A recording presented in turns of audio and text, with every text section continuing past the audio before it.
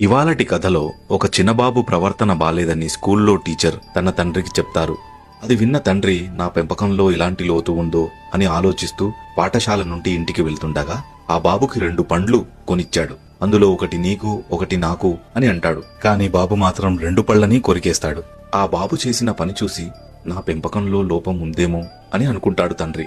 అలా నడుస్తూ ఊరు వెళ్లే దారిలో నీటివాగు దాటుతుండగా బాబు తండ్రి చేయిని వదిలేసి నాన్న నువ్వే నా చేయి పట్టుకోవచ్చుగా అని అంటాడు. అది విని ఆశ్చర్యపోయిన తండ్రి అయ్యో ఏంటి నిజంగానే నా పెంపకంలో లోపం ఉందా అని అనుకుంటాడు.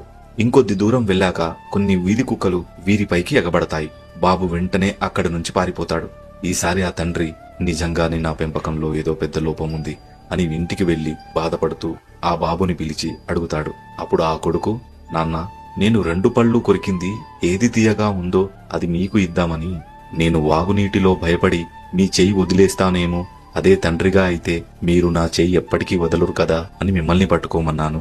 మన మీదికి కుక్కలు వచ్చినప్పుడు మీరు ఎదిరిస్తుంటే మనకు కర్రో రాయో ఉంటే అవి భయపడతాయని అది తేవడానికి పక్కకు వెళ్లానే తప్ప మీ పెంపకంలో ఎలాంటి తప్పులేదు నాన్న, నన్ను అర్థం చేసుకోండి అని అంటాడు. నీతి ఏంటంటే పేరెంట్స్ టీచర్ మీటింగ్స్ లో టీచర్సో, ఆడుకునేటప్పుడు పక్కింటి వాళ్ళు, ఫంక్షన్ లో వెళ్ళినప్పుడు చుట్టాలో చెప్పడం వల్ల మన బుర్రలోకి పిల్లలపైన నెగటివ్ ఆలోచనలు వస్తాయి. కానీ నిజంగా పిల్లల్ని అర్థం చేసుకునే తత్వం వారిలో ఎందుకుంటుంది? మనమే అర్థం చేసుకోవాలి.